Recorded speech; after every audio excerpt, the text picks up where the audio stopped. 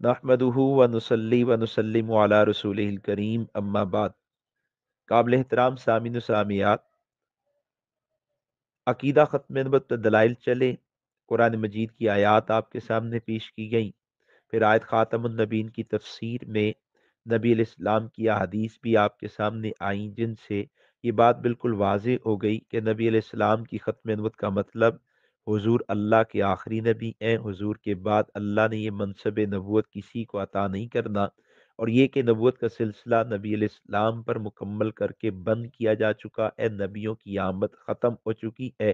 آپ کے بعد اب کسی کو نبوت کا منصب نہیں ملنا۔ نبی علیہ السلام کی ختم کا یہ عقیدہ اس قدر قطعی اور مسلم ہے کہ خود مرزا قادیانی بھی اپنے ابتدائی دور میں اسی معنی اور مفہوم کا اقرار کرتا رہا جو قرآن و سنت میں بیان ہوا، اور جسے پوری امت مسلمہ مانتی اور لکھتی چلی آئی ہے۔ چنانچہ مرزائی کتب سے میں چند حوالے آپ کے سامنے پیش کرتا ہوں۔ مرزا قادیانی نے اپنے من گھڑت وفات عیسیٰ علیہ السلام پر جب شبہات پیش کیے، تو اس میں سے ایک شبہ اس نے رفع نزول عیسیٰ علیہ السلام کو ختم نبوت کے عقیدے کے متضاد پیش کرتے ہوئے لکھا ہے۔ مرزا قادیانی آیت خاتم النبیین کو لکھتے ہوئے کہتا ہے کہ ما کان محمد ابا احد من رجالکم ولکن رسول اللہ و خاتم النبیین، ولکن رسول اللہ و خاتم النبیین۔ پھر اس کا ترجمہ لکھتا ہے، محمد تم میں سے کسی مرد کا باپ نہیں مگر وہ رسول اللہ ہے اور ختم کرنے والا نبیوں کا۔ پھر اس کی تفسیر میں مرزا لکھتا ہے، یہ آیت بھی صاف دلالت کر رہی ہے کہ بعد ہمارے نبی کے کوئی رسول دنیا میں نہیں آئے گا۔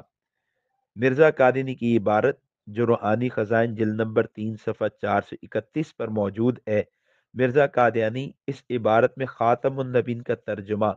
ختم کرنے والا نبیوں کا اس الفاظ کے ساتھ کر رہا ہے، اور پھر تشریح میں وضاحت کے ساتھ لکھ رہا ہے کہ اس آیت میں اس بات پر صاف دلالت یعنی قطعی دلالت موجود ہے کہ آپ صلی اللہ علیہ وسلم کے بعد کوئی رسول نہیں۔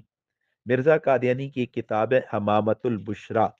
جو روحانی خزائن جلد نمبر 7 میں موجود ہے، تو اس حمامت البشرا میں مرزا قادیانی اسی کی تشریح کرتے ہوئے لکھتا ہے،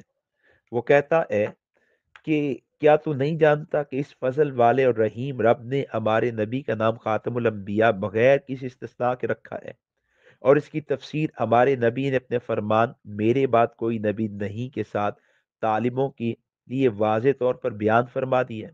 اور اگر ہم اپنے نبی کے بعد کسی نبی کا ظاہر ہونا جائز رکھیں تو ہمیں یہ جواز ماننا پڑے گا کہ وہی نبوت کا دروازہ بند ہونے کے بعد پھر کھل گیا ہے، اور یہ باطل ہے، جیسا کہ مسلمانوں پر پوشیدہ نہیں، اور ہمارے رسول کے بعد کوئی نبی کیسے آ سکتا جبکہ آپ کی وفات کے بعد وہی منقطع ہو چکی اور اللہ نے آپ کے ساتھ نبیوں کو ختم کر دیا۔ اس تحریر میں بھی مرزا قادیانی نے تسلیم کیا ہے کہ خاتم النبیین کی تفسیر خود نبی کریم صلی اللہ علیہ وسلم نے لا نبی بعدی کے ساتھ فرمائی ہے، اور پھر یہ بھی وضاحت کر دی ہے کہ لا نبی بعدی کا کوئی اور مفہوم نہ نکالا جائے، اس کا یہی مطلب ہے کہ آپ صلی اللہ علیہ وسلم کے بعد کوئی نبی نہیں ہو سکتا اور نہ وحی نبوت دوبارہ جاری ہو سکتی ہے۔ اگر حضور کے بعد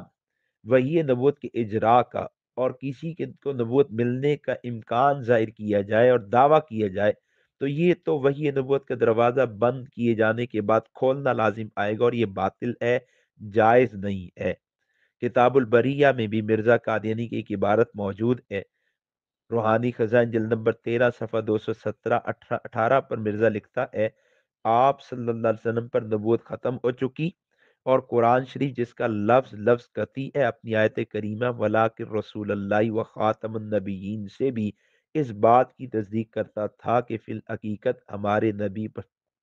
نبی پر نبوت ختم ہو چکی ہے۔ یہی بات مرزا نے اور جگہوں پر بھی لکھی ہے، جیسے قادیانیوں کا اخبار الحکم، اس میں مرزا قادیانی کی ایک تحریر شائع ہوئی جس میں مرزا لکھتا ہے، ختم نبوت کے متعلق پھر یہ کہنا چاہتا ہوں کہ خاتم النبین کے بڑے معنی یہی ہے کہ نبوت کے امور کو آدم علیہ السلام سے لے کر حضرت صلی اللہ علیہ وسلم پر ختم کیا۔ اس کے علاوہ بھی بہت سی عبارات موجود ہیں، اور یہ عبارات اس زمانے کی ہیں جس زمانے میں مرزا قادیانی نے ابھی نبوت کا اعلان نہیں کیا، بلکہ ابھی حالات بنا رہا تھا، حالات موافق اپنی موافقت میں لا رہا تھا۔ اس لیے صرف اس کا دعویٰ اس وقت تھا، میں عالم ہوں، میں مجدد ہوں، میں مامور من اللہ ہوں، میں مناظر ہوں، اور میں اسلام کی حقانیت کو ثابت کرنے کے لیے آیا ہوں۔ ان تمام تر دعووں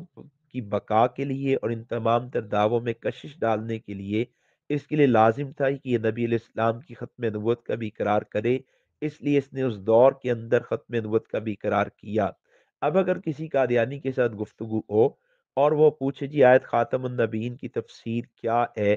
تو آپ جہاں پر مفسرین کو پیش کریں گے، آپ جہاں پر قرآن مجید کی دوسری آیات کو خاتم النبیین کی تفسیر اور وضاحت میں پیش کریں گے، آپ جہاں پر سرکار امام الانبیاء صلی اللہ علیہ وسلم کی روایات کو پیش کریں گے، محدثین مفسرین فقہا کے حوالہ جات کو پیش کریں گے، آپ وہیں پر قادیانیوں پر الزامی جواب کے لیے مرزا قادیانی کی ان عبارات کو بھی پیش کریں گے۔ اگر قادیانی ان عبارات کا انکار کریں اور کہیں نہیں جی یہ معنی نہیں، تو پھر آپ ان سے دو ٹوک پوچھیں گے، اگر یہ معنی درست نہیں ہے تو کیا مرزا قادیانی نے غلط لکھا ہے؟